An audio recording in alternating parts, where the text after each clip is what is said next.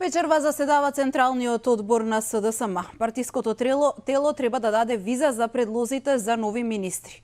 Почна да кружат некои имиња кои би биле дел од новиот владин состав.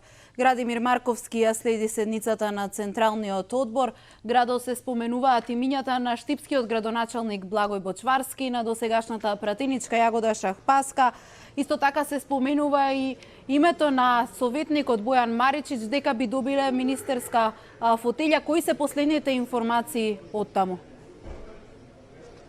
Така, Бојана, овие имиња кои што ти ги спомена се, барем за сега се уште неофицијално, но најверојатно меѓу новите или староновите министри во идната македонска влада, од редовите на Социјалдемократскиот сојуз. Во хотелот Холидин од нешто по 20 часот заседава Централниот одбор. Скоро 2 часа, во секој момент очекуваме и изјава од лидерот на СДСМ Зоран Заев.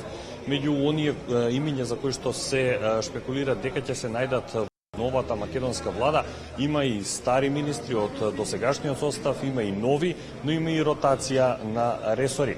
Од министрите кои што беа и во претходната влада, останува Никола Димитров, меѓутоа не како министер за надворешни работи, туку тој ќе го предводи секторот евроинтеграции. Останува министерката за одбрана Радмила Шекеринска, која и натаму ќе биде предводник на овој ресор. Венко Филипчи натаму ќе биде министер за здравство. Бојан Маричич, досегашниот советник во владата на Заев, ќе биде министер за правда. Благој Бочварски веројатно е министер за транспорт и врски. Ирена Стефоска министер за култура, додека Јагода Шахпаска министер за труд и социјална политика. Она што е новитет е дека вице-премиер за борба против корупција, оваква функција ќе му биде доделена на генералниот секретар на СДСМ Љупчо Николовски. Тој тоа го официјализираше и на Фејсбук. Значи, според овие информации, кадровскиот состав на СДСМ ќе биде комбинација на оние од претходната влада со неколку нови имиња, како Бојан Маричич, Шахпаска, Бочварски и останатите, но и ротација на ресори, како што споменав во случајот, например, со Никола Димитров. Тоа е за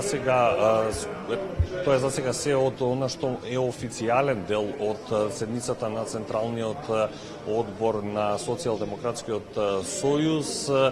Предходно, како што знаеме, овој договор, да речеме коалициски, помеѓу СДСМ и ДУИ беше официјализиран помеѓу Али Ахмети и лидерот на СДСМ Зоран Заев, и партиските тела вечерва ставаат печат на што го договорија двајцата лидери. Знаеме дека оваа влада ќе оди на гласање во парламентот во деновите кои што предстојат и очекува тенко мнозинство од 62 пратеници, 46 на коалицијата Можеме, 15 на ДУИ и 1 на ДПА. Верувам, имам информации од Тетово за тоа кои се министрите кои што ги официјализираше ДУИ. Новитет кој што вреди да го истакнеме и од тука, освен она дека ДУИ ќе има премиер Албанен 100 дена, и дека за прв пат премиерот кој што ќе предводи владата, барем во најголем дел Зоран Заев, ќе има врзани раце за најголем дел од работите, бидејќи Артан Груби ќе биде вице-премиер, прв вице-премиер, од кој што ќе зависат многу одлуки и без чие одобрување нема да може идниот премиер да одлучува. Бојана, тоа е се одовде од Холидин, доколку имаш дополнителни прашања, повели.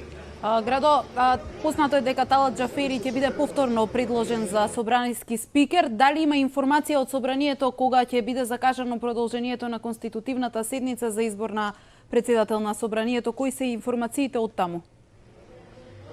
Официјални информации се уште нема. Се обративме до собраниската служба, од каде барем до пред ова вклучување немаше потврда на она што се шпекулира, а тоа е дека во текот на утрешниот ден во 12 часот ќе биде закажано продолжението на конститутивната седница, на кое што треба Талат Џафери да биде реизбран за собраниски спикер и да биде избрана комисијата за избори и именувања, а потоа во наредните денови од петок па натака би следувала и седмицата за избор на новата влада.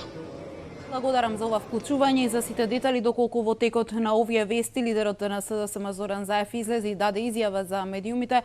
Ќе те замолам да алармираш за да можеме да ја вклучиме изјавата во живо. Благодарам уште еднаш.